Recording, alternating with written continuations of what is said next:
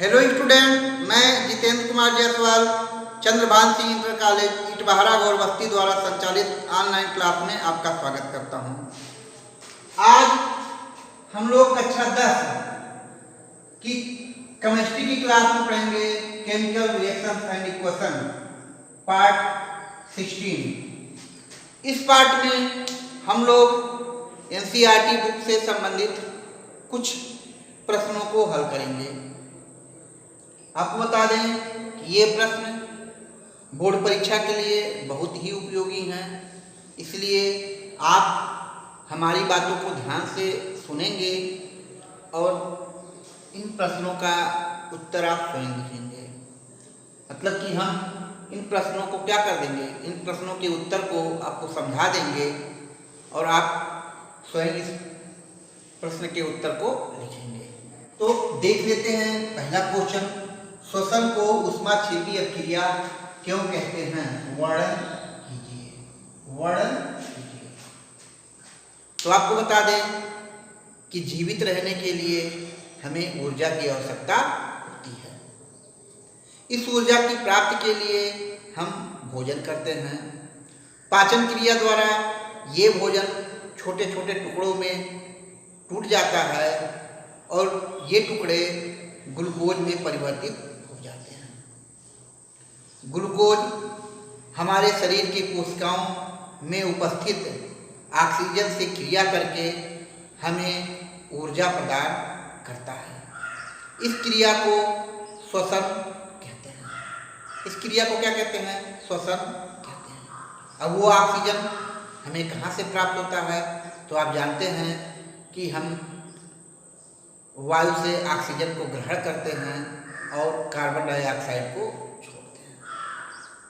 तो देख लेते हैं कि इस पहले क्वेश्चन की अभिक्रिया क्या होगी। तो C6H12O6 इसके साथ अभिक्रिया करेगा, ऑक्सीजन के साथ अभिक्रिया करेगा, तो बनेगा क्या? CO2 बनेगा, कार्बन डाइऑक्साइड बनेगा, H2O बनेगा, जल बनेगा और साथ में बहुत सी मात्रा में ऊर्जा निकलेगी। क्या निकलेगी? ऊर्जा निकलेगी, जिसको बैलेंस करते हैं। यहाँ 6 हो जाएगा, यहाँ 6 हो जाएगा, यहाँ 6 हो जाएगा। यही ऊर्जा हमें जीवित रहने, हमारे शरीर की वृद्धि करने और हमें रोगों से बचाने में सहायता करती है। तो अभिक्रिया से ही पता लगता है कि ये अभिक्रिया क्या है, एक ऊष्माक्षेपी अभिक्रिया है और इस अभिक्रिया को हम श्वसन अभिक्रिया भी कह सकते हैं। इस अभिक्रिया को हम श्वसन अभिक्रिया भी कहते हैं। तो दूसरा क्वेश्चन देख लीजिए, वियोजन अभिक्रिया को संयोजन अभिक्रिया के विपरीत क्यों कहा जाता है? इन अभिक्रियाओं के लिए समीकरण लिखिए। तो आपको बता दें कि संयोजन अभिक्रिया में 2 या 2 से अधिक पदार्थ अर्थात अभिकारक मिलकर केवल एक उत्पाद बनाते हैं, जबकि वियोजन अभिक्रिया में एक अभिकारक टूटकर 2 या 2 से अधिक पदार्थ बनाता है। 2 या 2 से अधिक पदार्थ बनाता है, इसलिए हम कह सकते हैं कि जो वियोजन अभिक्रिया है वो संयोजन अभिक्रिया के विपरीत है। अब हम लोग देख लेते हैं कि रासायनिक समीकरण क्या होगा। तो C+O2 gives CO2, ये आपका कौन सा हो गया?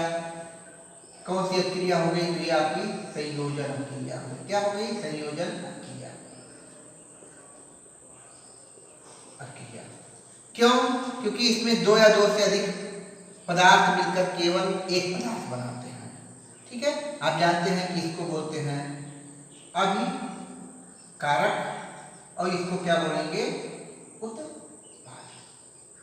अब हम देख लेते हैं वियोजन अभिक्रिया। तो यहाँ हम कहते हैं CaCO3, इसको कहते हैं कैल्शियम कार्बोनेट को जब गर्म करेंगे तो गर्म करने पर ये आपका हो जाएगा CaO प्लस CO2, यानी ये आपका टूट जाता है calcium carbonate CaO calcium oxide और कार्बन डाइऑक्साइड में। तो तो यहाँ आप देख रहे हैं कि एक पदार्थ वियोजित होकर दो या दो से अधिक दो पदार्थ बना रहा है, इसलिए ये क्या होगी आपकी वियोजन प्रक्रिया।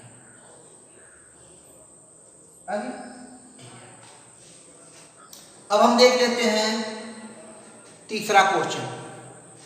किसी पदार्थ यक्ष के विलयन का उपयोग सफेदी करने के लिए होता है। पहला नंबर, पदार्थ यक्ष का नाम तथा इसका सूत्र बताइए।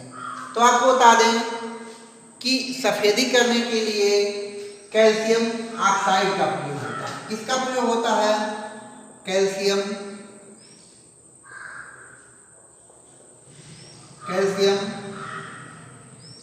ऑक्साइड। और इसका जो रासायनिक सूत्र है ये है आपका CaO। तो अगर हम कहें यक्ष का नाम क्या होगा, तो यक्ष का जो नाम होगा वो आपका कैल्शियम ऑक्साइड होगा। और अगर सूत्र कहें तो सूत्र क्या होगा, तो सूत्र आपका CaO होगा। अब दूसरा क्या कह रहा है, पदार्थ यक्ष की जल के साथ अभिक्रिया लिखिए। तो CaO प्लस H2O, ये आप जानते हैं क्या है, ये आपका जल है, तो ये आपका हो जाएगा CaOH का होल ट्वाइस। इसको कहते हैं कैल्शियम